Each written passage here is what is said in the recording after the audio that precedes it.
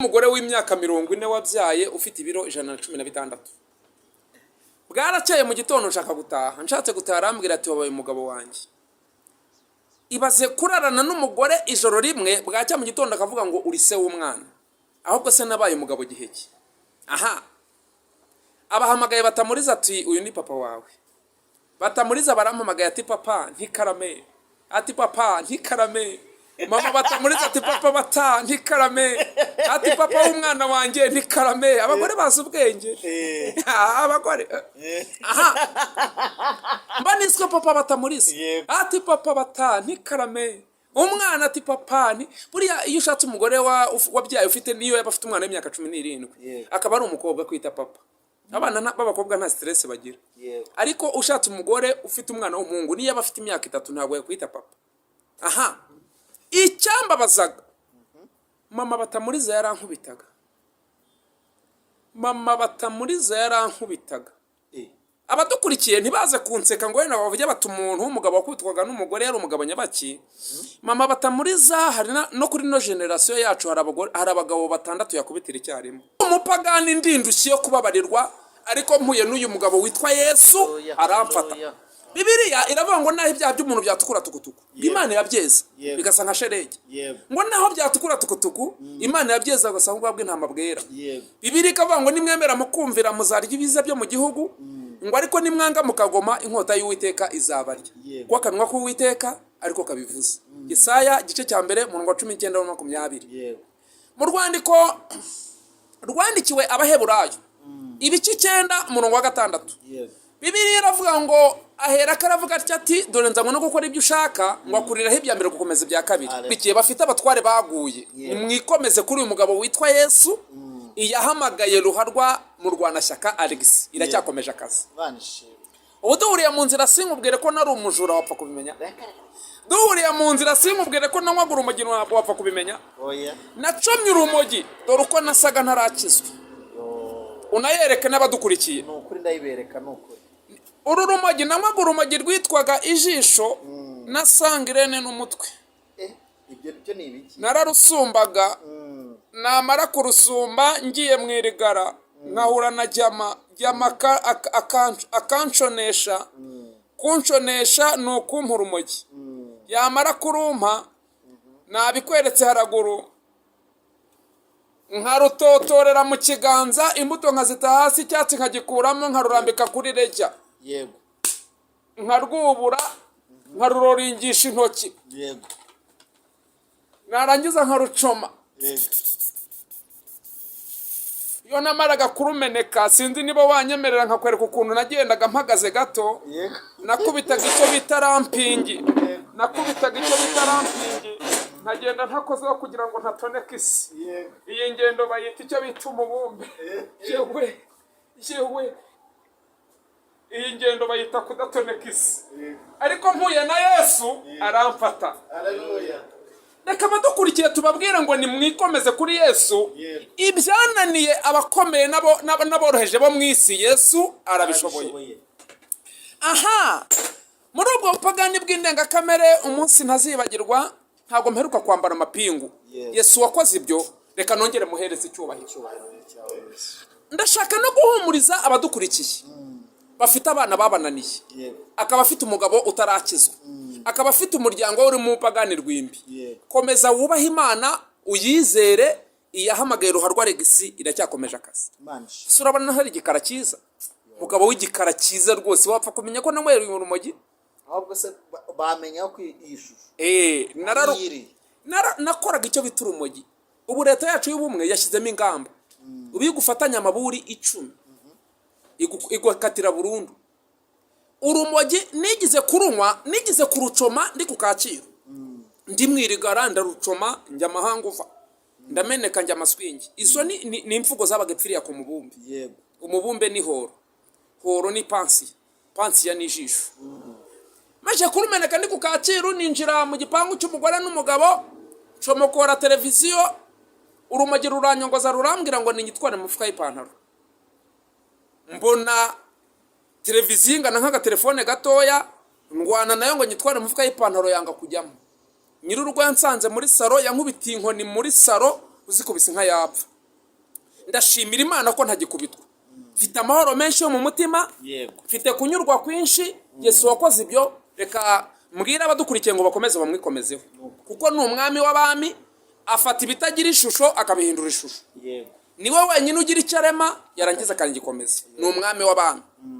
Aha, munsi ntazibagirwa, ubwo nasimbutse ibintu byinshi kuba ngira ubuhamya byibura iyo naburezimye butwara icyumweru. yo Ngira ubuhamya burebure. Kuba dukurikiye, umuntu ashaka kutubaza ngo ese umuntu w'umujura unywa urumogi akaba anywa akanyanga n'isigara ntabwo yajyaga mu bagore n'abakobwa? kangushimire mu izina rya Yesu Kristo ko tubana hano ku Izabisoza TV. Imana y'amahoro ibaho umugisha kandi bishimire. N'ubundi turi hano kuri Sport TV tugiye kuganira n'umuntu w'Imana. Mbere yuko tuganira reka manze nsuhuze abantu mwese mwakoze subscribe ku Izabisoza TV. Muraho neza? Turaho, turashima Imana. Amahoro y'Imana nabane nawe. Amen. Nageze ko wanyuze muri Katolika mumbwire ngo kandi nawe muhorane. Nayo nayinyuzemo kera nkiri umwana, ariko nyuma ntabwo kibyibuka. ni kera, nyuma mvamo mpita njya muri ADPR. Oh wow. Reka nsuze rero abantu bari burengerazuba, iburasirazuba, amajyepfo n'amajyaruguru, umujyi wa Kigali nta gatandatu y'abadesipura, abantu badukunda bacecetse, urabazi, ni abantu bazi bakareba ikiganiro, nta like, nta comment, nta subscribe, ariko iyo twari ku ikiganiro araza akakireba. Kubera icyo bajya bita YouTube recommendation, akaza akaba yareba ikiganiro atureba acecetse, ntiyahamagara ngo bamusengere, ntiyagira icyifuzo rwose, nta kundi, ntiyareba video, ntiyashyiraho like. Abo bantu rwose turabakunda, turabasuje mu izina rya Yesu Kristo wa Nazareth. Kandi dusuze abantu bashyiraho like ku kiganiro, bagashyiraho comment, kandi ikindi bakanabisharinga ibiganiro dukora no kuri Izabisoza TV.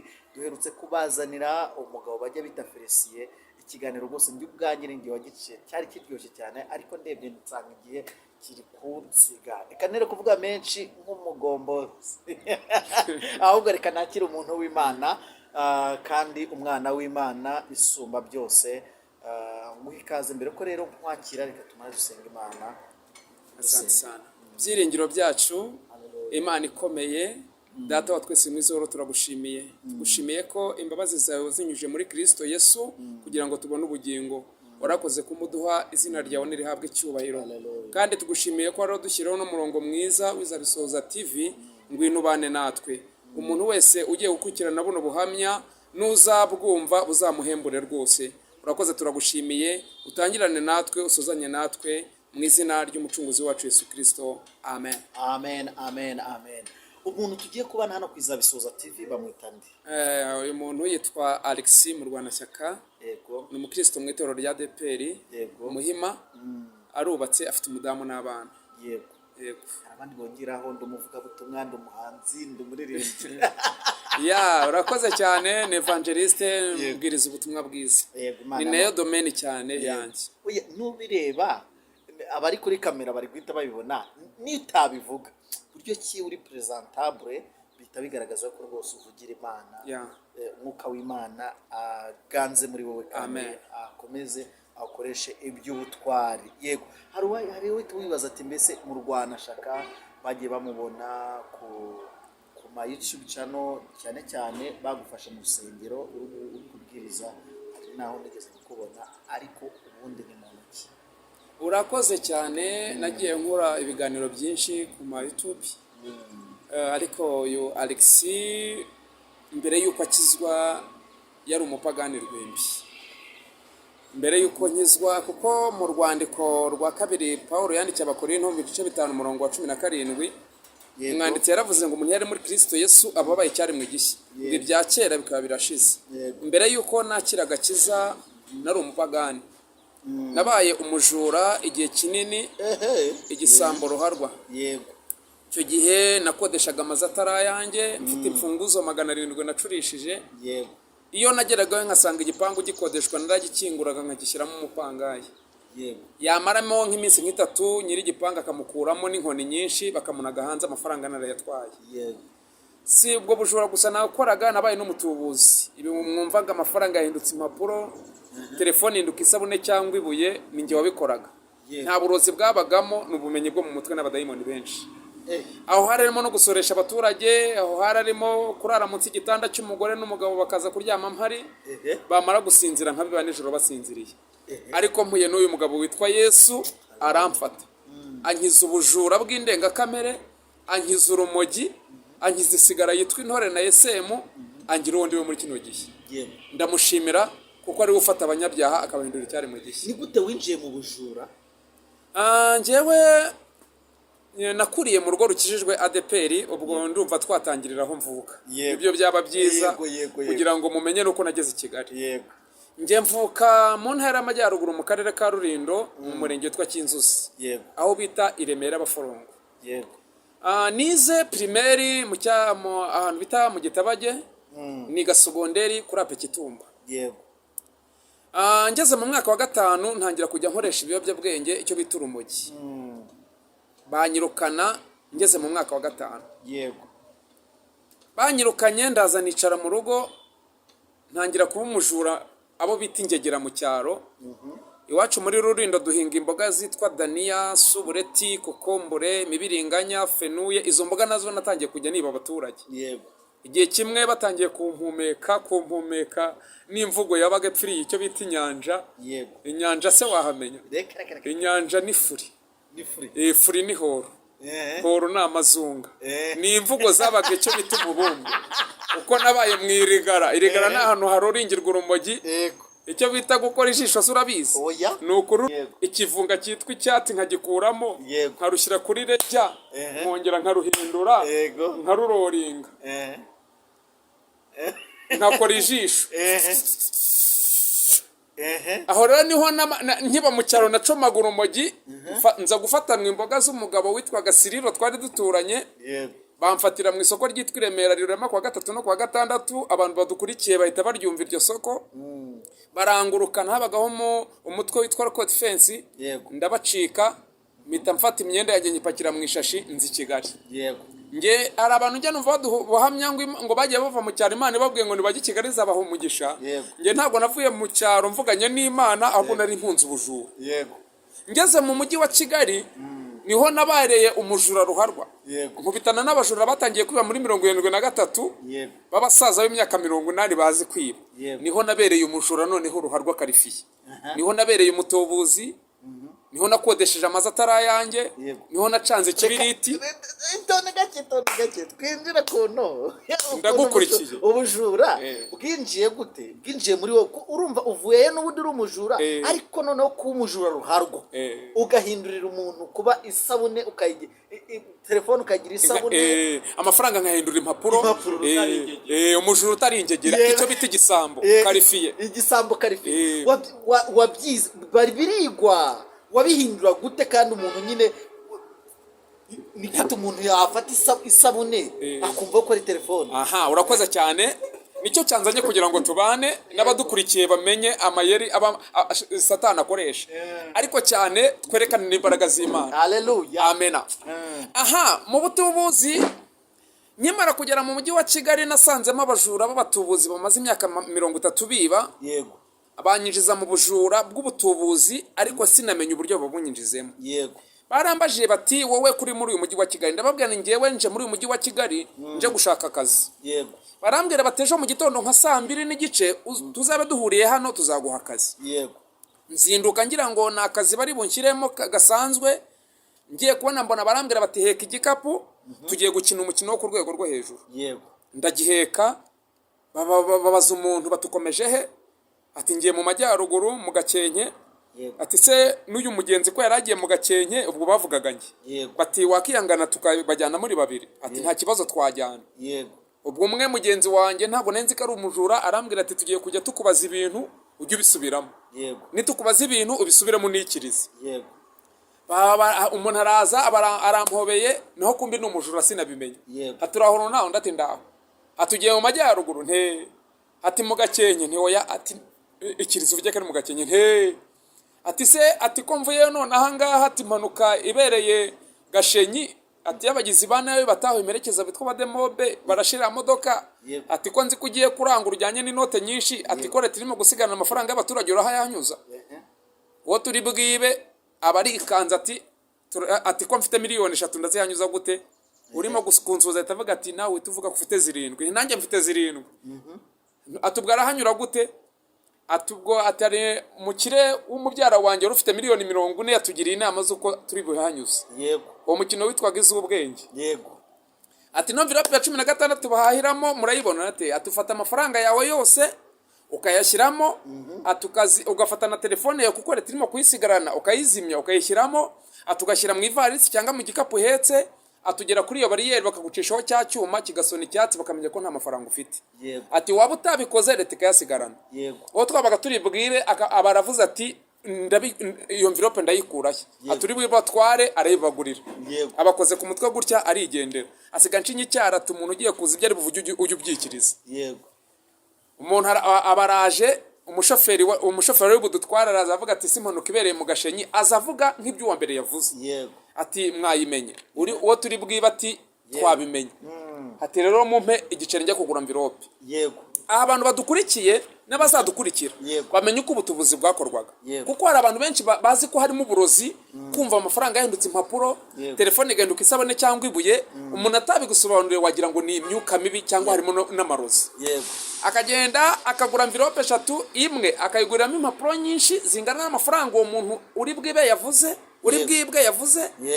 Agafata n'igitiritiri cyangwa isabune akayiconga neza akazingira muri za mpapuro, agashyira muri ya envelope, akazinga neza cya gipfurumba akagishyira mu kwaha yabaga yaje yagifatiye mu kwaha. Hanyuma akazana envelope 2, imwe akayimpereza n'indi akayihereza idagi. Uwo twabaga turi bwibe yitwaga idagi. Yego. Agafata amafaranga ye yose agashyiramo yose nta na rimwe ashyize ku ruhande, agafata na telefone akayishyiramo akazinga. Hanyuma wa wundi akamubwira teka turebe ko wazinze, akamuhereza ati zinga neza, yajya kuzinga neza akamubwira ati nujya kugera kuri ya bariyeri urasa nk'ufatira cya gipfurumba cy'amafaranga yawe gutya mu kwaha yagikozagamo kikagwamo hasi cy'amafaranga ye, akazana cya kindi cy'ikirompa yakoze atareba gisa n'iki, yaramuhinduriraga icyo bita shanje. Abadukurikiye babyumva. Akajya gutya ati nujya kugera kuri bariyeri urasa nk'ufata igipfumba cyawe cy'amafaranga mu kwaha yagikozagamo kikagwa hasi kuko yabaga yatebeje, akazana cya kindi cy'ikiromba kisa n'iki, akabara muhinduye. Mu kujya kubohereza tukabanza umwe. Bakavuga bati banza unyura hagure biswi z'abana, bakabwira wa wundi dutuburiye duti buhagaze anga njye kuzana mugenzi wawe, imodoka baga iparitse kwa Mirimo, tugahita twikubita mu modoka tukajya kugabana amafaranga kuri 40 n'Inyamirambo. Wa wundi tumaje gutuburira akadutegeza akatubura, akavuga ati se aba bantu ko twari turi kumwe nkaba mbabuze ntibankinishije, ati reka nirebere ku mafaranga yanjye makeya ngende ntege andi nyatsimbe cyane. Yapfundura envelope agasanga ni impapuro, yareba telefone agasanga ni isabune cyangwa ibuye, akabara byinye. Ati ntangiye guhuma, ati byahindutse. Abantu bati nibiki? Ati amafaranga impapuro, ati telefone ibuye, ati ntangiye guhuma. Kabeshya ngatagiye kureba imirari. Abaturage bose bagahita basansibiriza ko Nyabugogo, Kimironko, i Remera hari umujura ureba ku mafaranga agahinduka impapuro, naho kumbi si umurozi ahubwo ni tekinike y'ubumenyi bw'isi. Nuko ubutubuzi bwakorwaga, ariko duhuye na Yesu aradufata aratwiyegereza. Bibiliya iravuga ngo abarushya n'abaremerewe nibasange Yesu abaruhura. Ndashimira Yesu ko ari we uruhura abanyabyaha. Amapingu ntabwo yaca umujura mu bujura, gukubita inda ya 3 mu cyumweru ntibyeca ku muhanda hitegera, ariko mu ijuru dufite umugabo witwa Yesu afata abanyabyaha akabahindura icyaremwe gishya. N'abadukurikiye nuko ubutubuzi bwakorwaga. Hanyuma mvuye mu butubuzi nibwo nabaye n'umujura ruharwa. Ndibuka umunsi ntazibagirwa, n'umunsi nafatiwe munsi y'igitanda cy'umugore n'umugabo. Mpagera saa 12 za nimugoroba. Ndacomoka gutigita no kugenda. Hanyuma nyingongere mu Gatsata nsanga abana barimo barakina umupira, mbatuma biswi kuri boutique basiga badakinze. Ni muri 2001. Basize badakinze mpita mbatera icyo bita rampingi, mpita ninaga mu nzu. Icyo bita Wesdoro. Wesdoro ni imvugo yiberaga ku mubumbe. Umubumbe ni inyanja ni horo. Horo ni amazunga ni pansiya. Yo nategekaga najyaga ni mwana arayani batiyego biri. Uyu munsi uramena se, ati ndakumena ntikwihene se, ati nikwihene ndagushwanyuza ihene wayimenya se, ihene ni sekisi.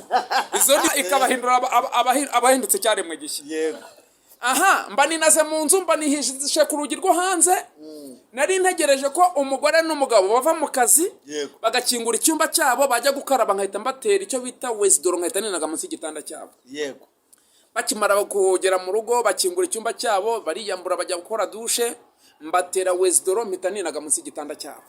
Uwo mukino witwaga peverasiyo. Gupeverera munsi y'igitanda nk'aho inzu wayiguze. Yego.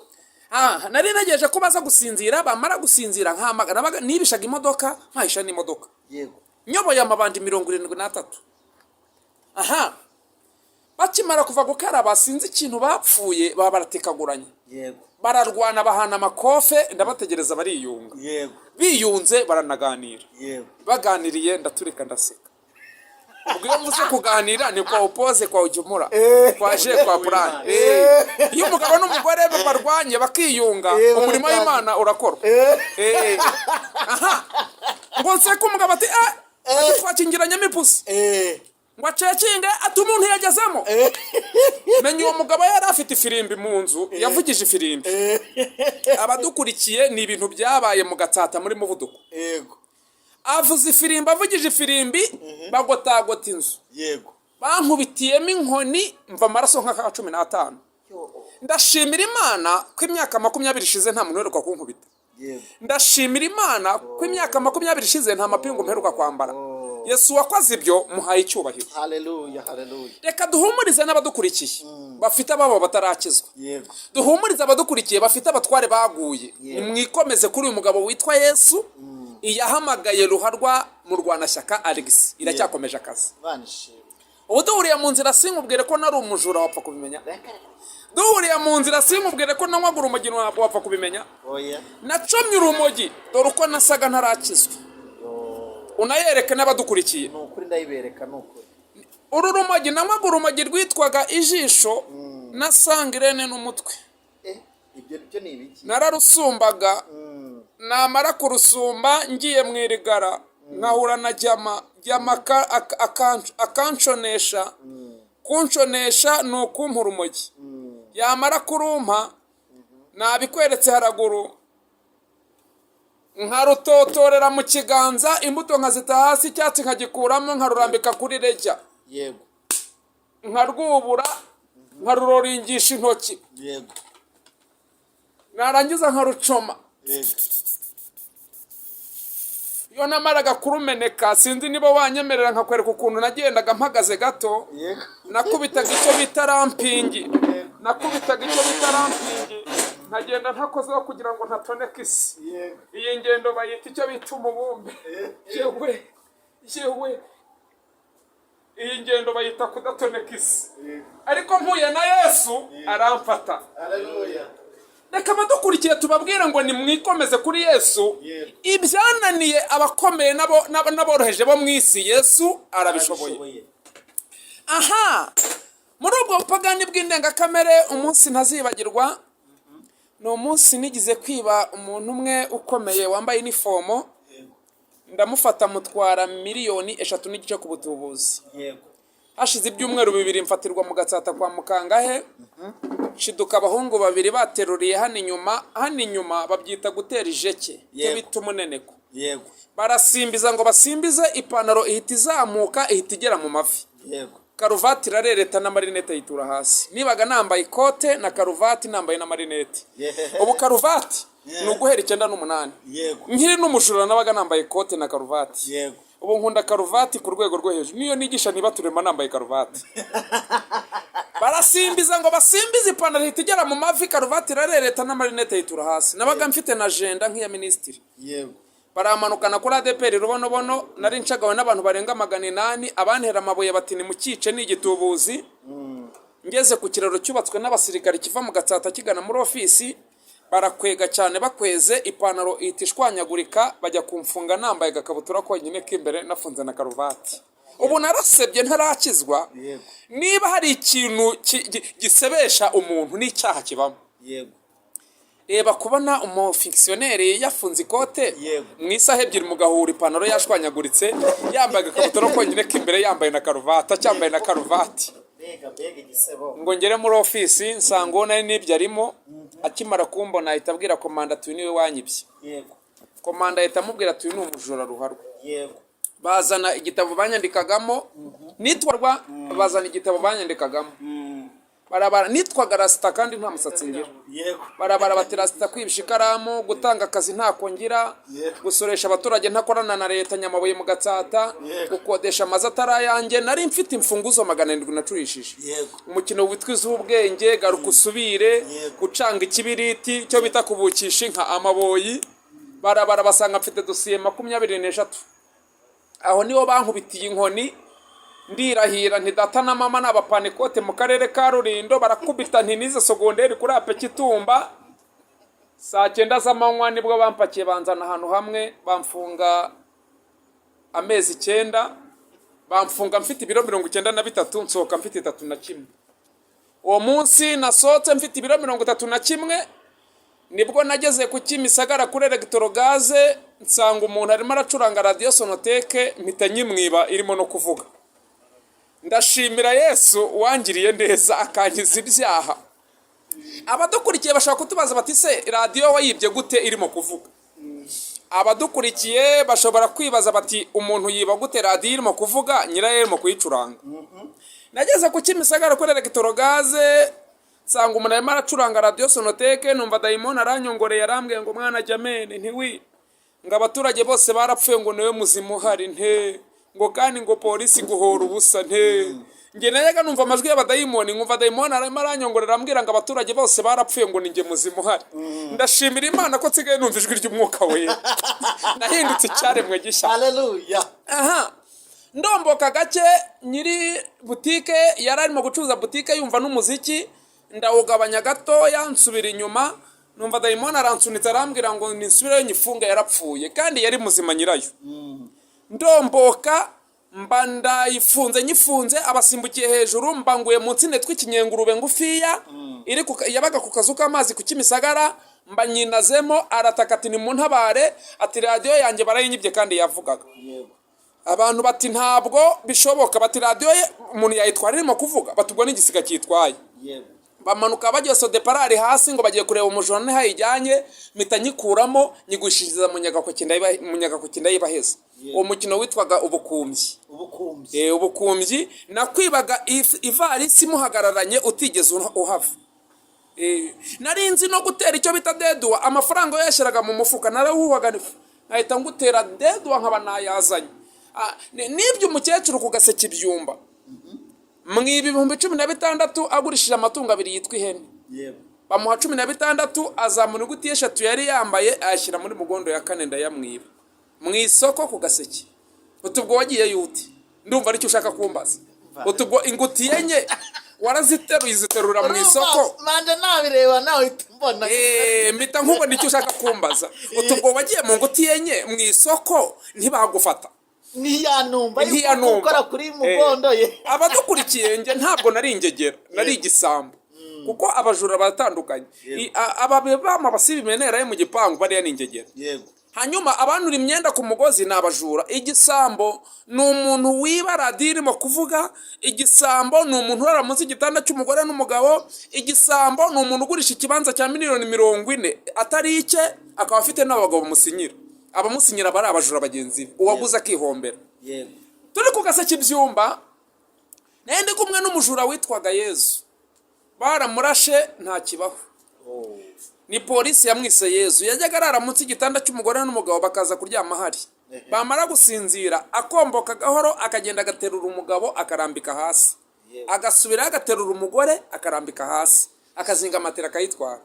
polisi iza kumwita Yezu ndi kumwe nawe ku Gaseke Ibyumba umukecuru agurisha amatungo 2 yitwa ihene bamuha 16 aca inyuma y'isoko ku Gaseke Ibyumba azamuna guti 3 yari yambaye ayashyira muri mugondo ya 4 mureba mbwira uyu mujura ndamubwira nti wowe umumpamagarire umumbwira uti mukecuru nti nakwitaba umumbwira uti ndeba nanjye nkurebe ibyo ndi bukore ndabizi arambwira ati mu isoko ni mu isoko turamuragira kuragira umuntu se wabimenya nuko umuragira kuva saa 2 ukamwiba nka saa 6 twabyitaga kuragira umuntu ni wowe umundagirire umuncungire nagira mu bantu benshi umumbwira uti ndeba nanjye nkurebe ibyo ndibukora ndabizi abaramuhamagaye ati shanga umukecuru ati karame mwana wa ati ndeba nanjye nkurebe umukecuru ati se nakureba he mwana wa, nanjye nca bugufi Laurent mu isoko nterura za ngutiya 3 yari yambaye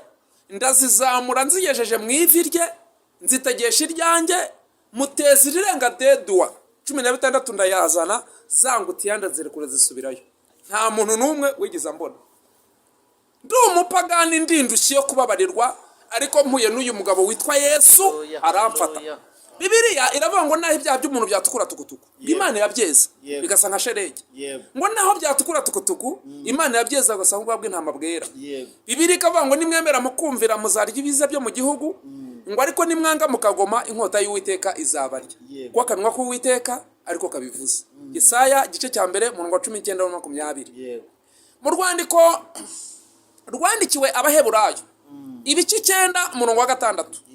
Bibiliya iravuga ngo ahera karavuga ati dore nzanywe no gukora ibyo ushaka ngo akuriraho ibya mbere gukomeza ibya kabiri.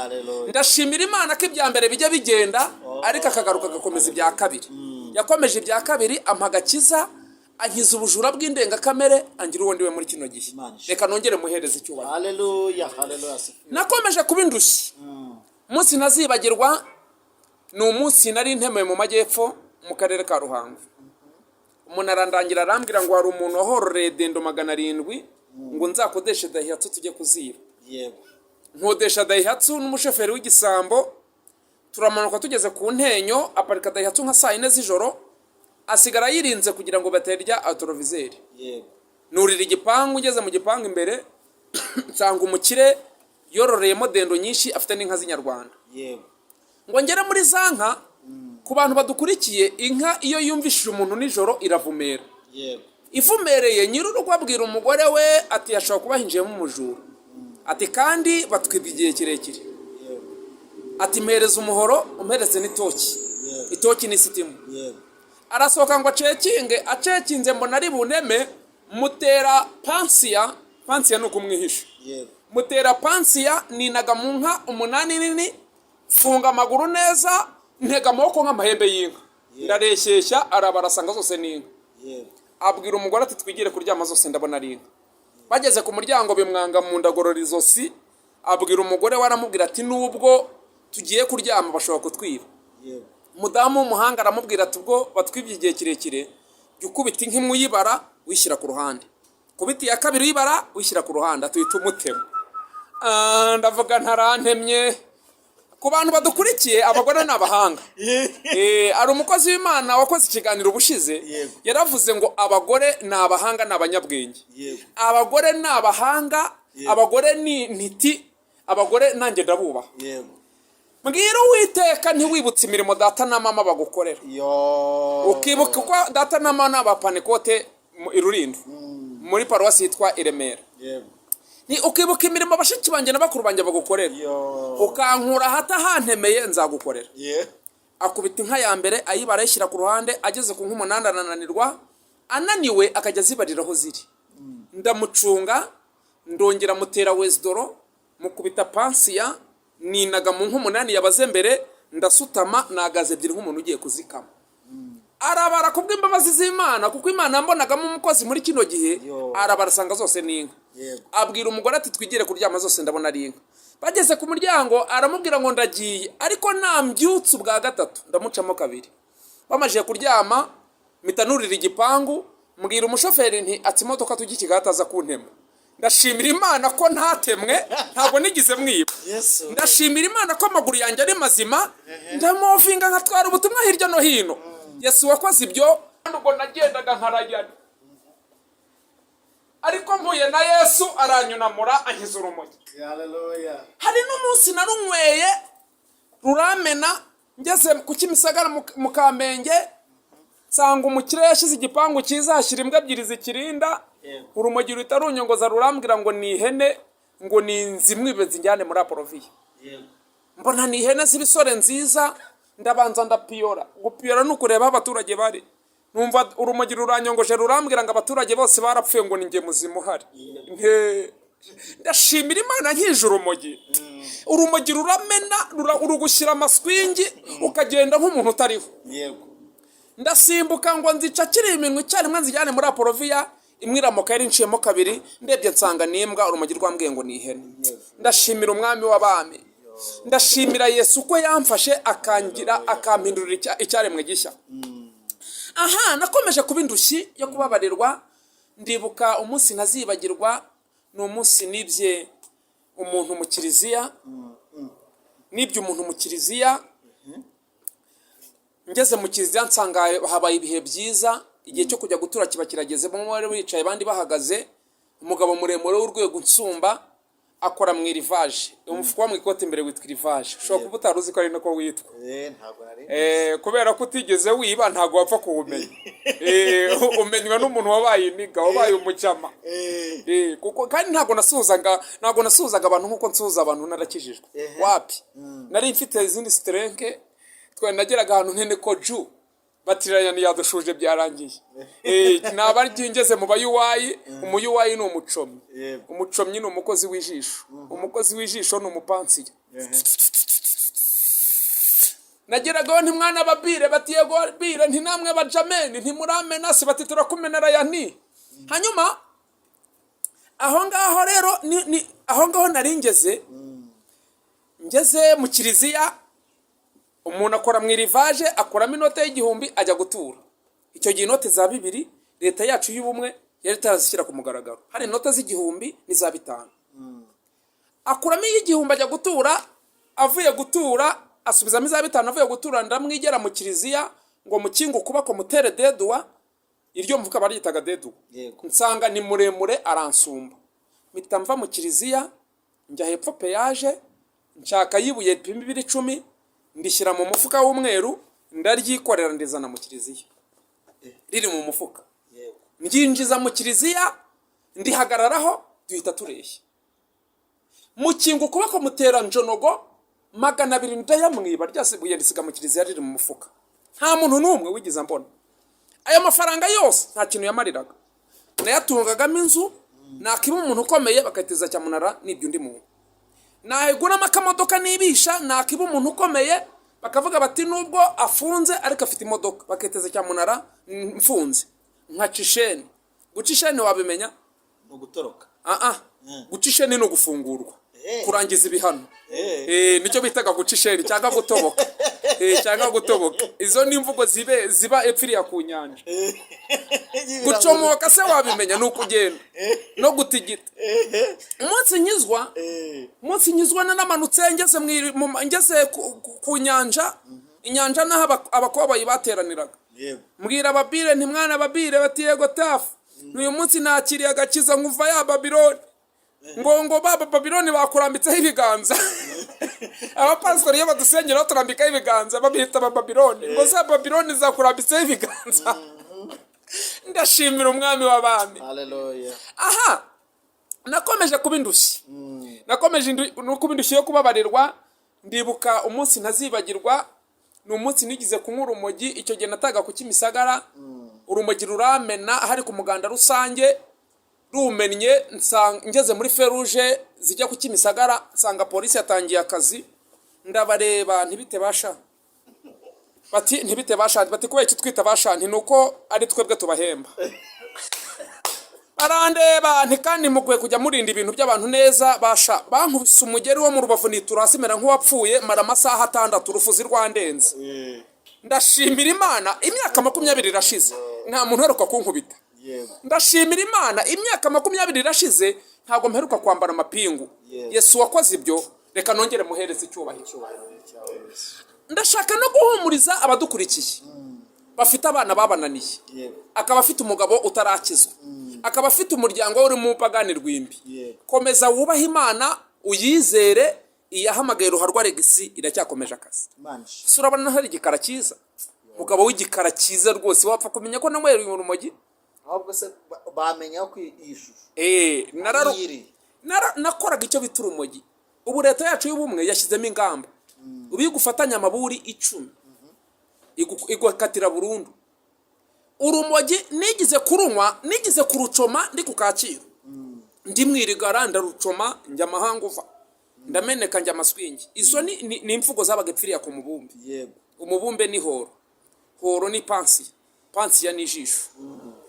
maze kurumeneka ndi ku Kacyiru ninjira mu gipangu cy'umugore n'umugabo comokora televiziyo urumogi ruranyongoza rurambwira ngo ningitware mu mufuka y'ipantaro mbona televiziyo ingana nk'agatelefone gatoya ndwana nayo ngo nyitware mu mufuka y'ipantaro yanga kujyamo nyir'urugo yansanze muri saro yankubitiye inkoni muri saro uzikubise nka yapfa ndashimira Imana ko ntagikubitwa mfite amahoro menshi yo mu mutima mfite kunyurwa kwinshi Yesu wakoze ibyo reka mbwira abadukurikiye ngo bakomeze bamwikomezeho kuko ni umwami w'abami afata ibitagira ishusho akabihindura ishusho niwe wenyine ugira icyo arema yarangiza akangikomeza ni umwami w'abami aha munsi ntazibagirwa ubwo nasimbutse ibintu byinshi kuba ngira ubuhamya byibura iyo naburezimye butwara icyumweru ngira ubuhamya burebure kuba dukurikiye umuntu ashaka kutubaza ngo ese umuntu w'umujura unywa urumogi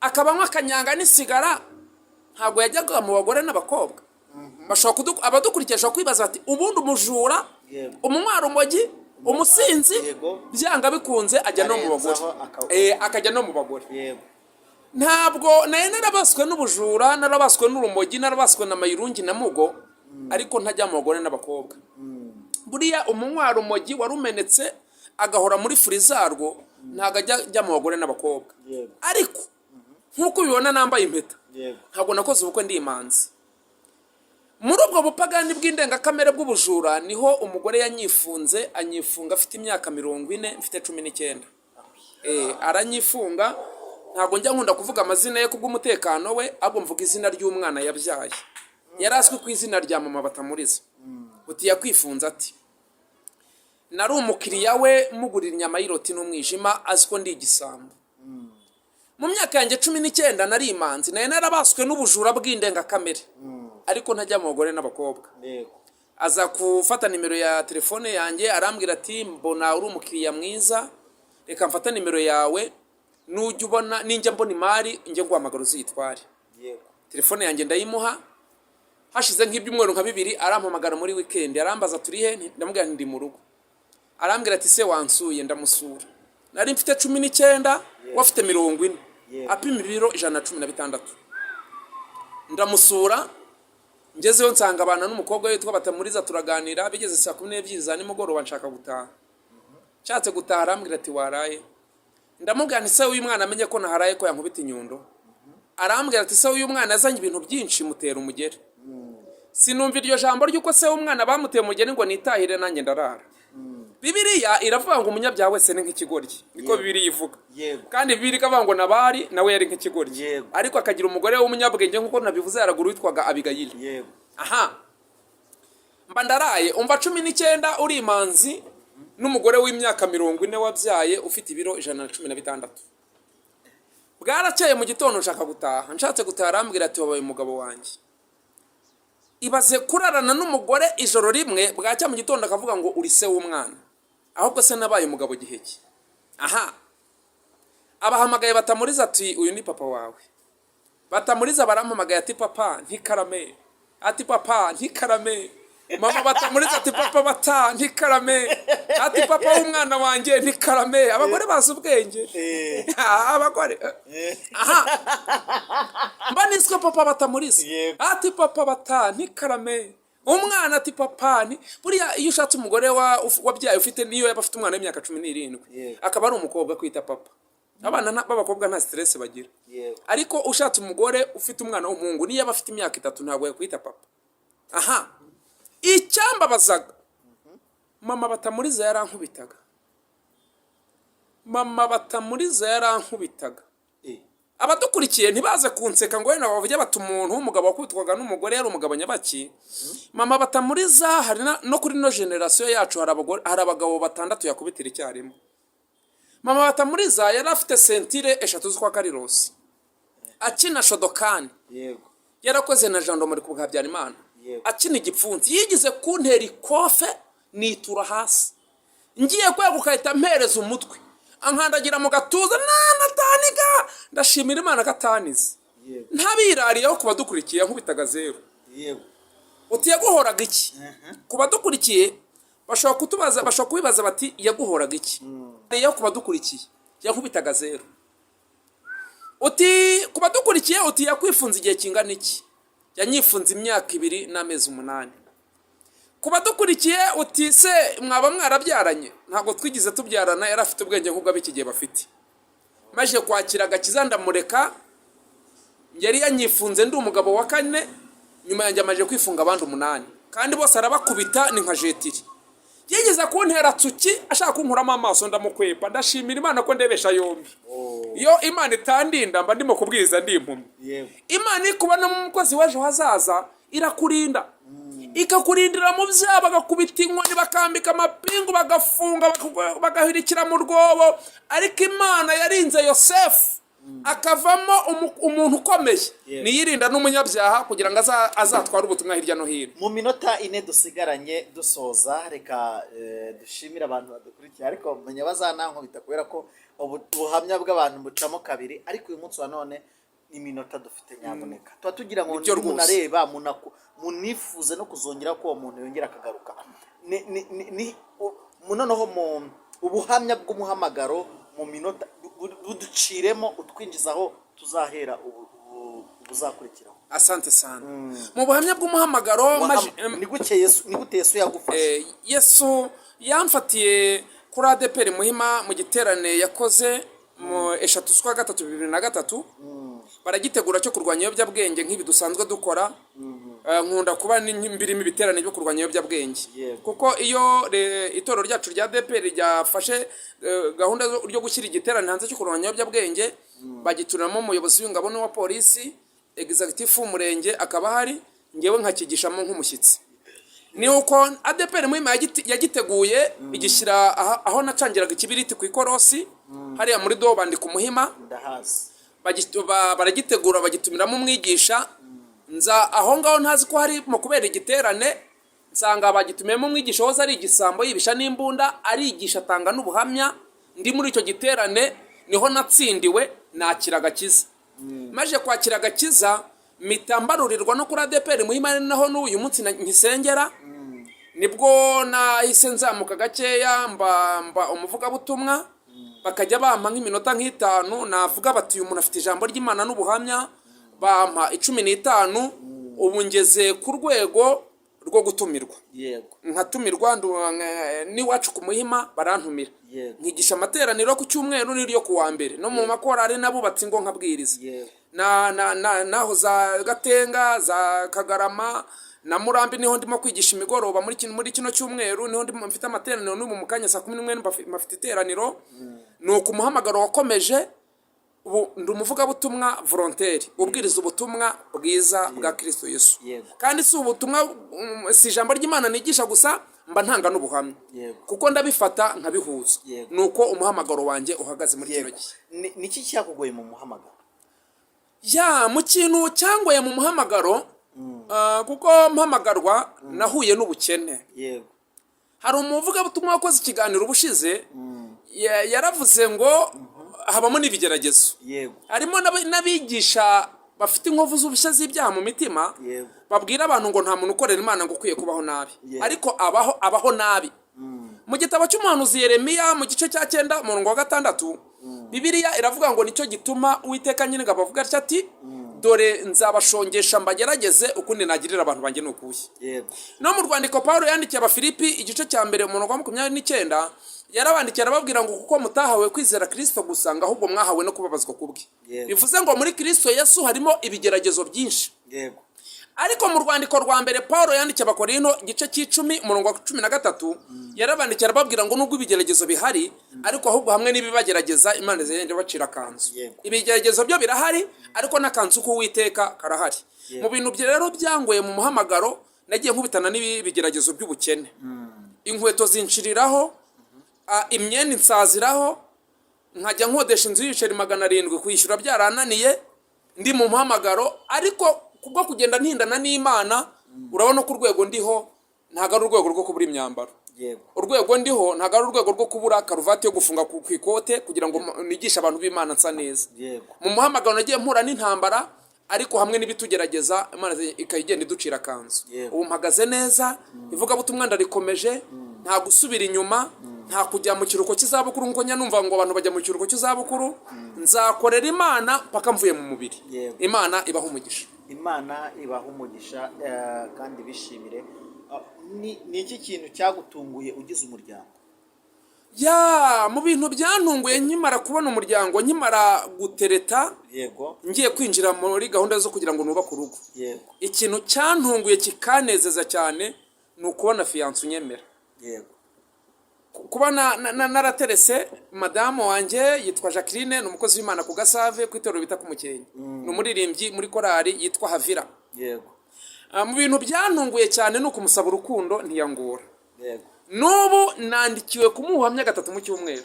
Iyo mbumuhaye yuzura umwuka wera, akambwira ati iyo ndamuka nkubenze nari kuba mfite abadayimoni nk'igihumbi na 500.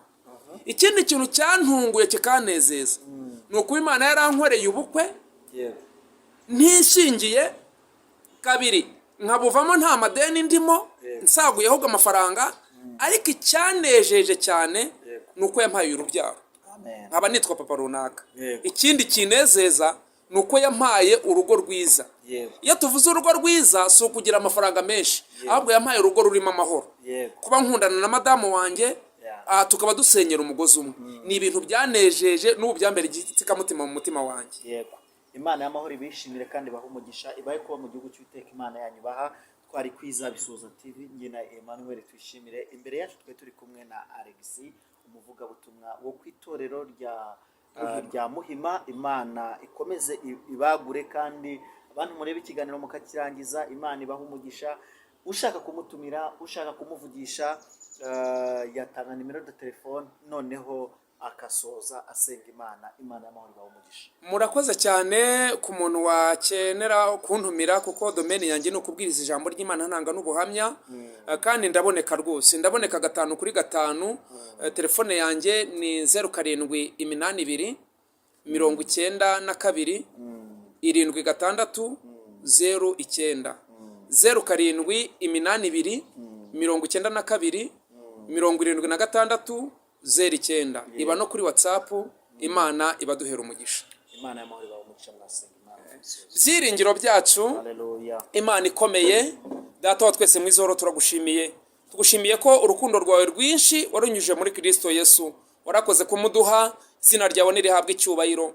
Kandi tugushimiye ko warashyizeho umurongo mwiza kugira ngo abantu bajye bakurikirana ubutumwa bwiza n'ubihimbarizwe. Dusabiye umugisha abantu bose bazakurikira ubu butumwa bwiza, ubaha umugisha. Kandi dusengeye abafite ababo batarakizwa kugira ngo bahagakiza, kugira ngo izina ryawe rihabwe icyubahiro. Kandi ibyifuzo byose dufite bibi byo gusubizwa nawe. Turagushimiye, amahoro yawe n'umugisha utanga nibikomeze kuba mu mitima yacu, mu izina ry'umucunguzi wacu Yesu Kristo. Amen.